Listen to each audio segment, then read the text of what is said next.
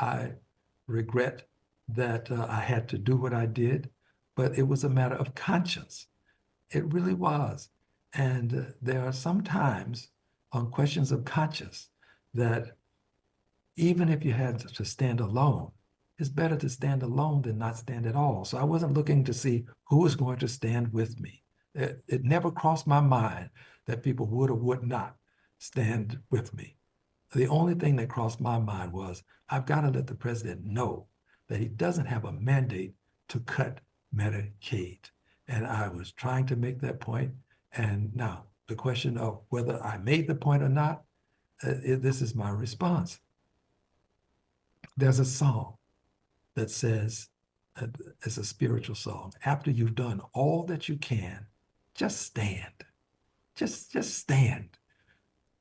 Stand in the sense that you may be vertical on the planet, but stand in the sense that you stand for something.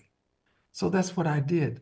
I did all that I could. I stood for people who were not there to stand for themselves.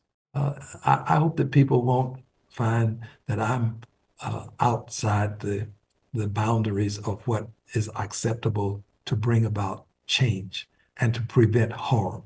I'm trying to bring about change and prevent harm. And the people elected me to do this and other things. But at the moment, this is the thing that has caused me to have this spontaneous response to the president. Last night, he called the members of Congress and he pointed to the Democrats, lunatics. He uses incivility to take advantage of our civility. We are expected to stay within the norm, to have the proper decorum and adhere to the norms, while he is all over the place. It just abusive, verbally abusive, is an insidious prevaricator when he wants to be. Well, at some point you have to stand up to that. The rules were applied to me. I acknowledge it. I accept it, but I would do it again because I didn't do it for the Al Green who was there on the floor. I was doing it for people who need Medicaid. And the calling to help them doesn't go away by my being censured. I would do it again. And I don't mean to insult anybody, but we have to take care of people who need health care in the richest country in the world. We cannot let it become wealth care, where those who are wealthy get the best of health care. No, it's got to be for all. I believe that he will be impeached again. Now, the last time I introduced these articles of impeachment 3 times, and you lay a foundation for bad behavior that is now infused into policy.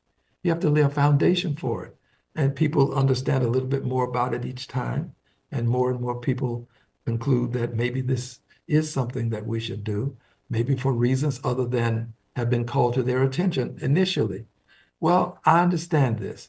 So I'm doing this, and I will be doing it soon, not because I just think that the president is a bad person.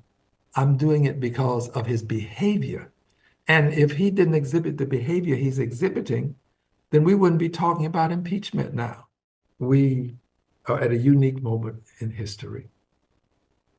We're probably approaching a seminal moment in time when a president who has the generals in the military pledging fealty to him, all of the generals, that, well, not all, good many of them have been removed, and he's replaced them with his people. The Justice Department, people are pledging fealty to him. You don't get in these positions now without pledging fealty to him. Removing people from the various agencies en masse. This president may not decide to stay longer than his term, but he sure looks like he's putting himself in a position to do so if he chooses. I think this is something we have to concern ourselves with.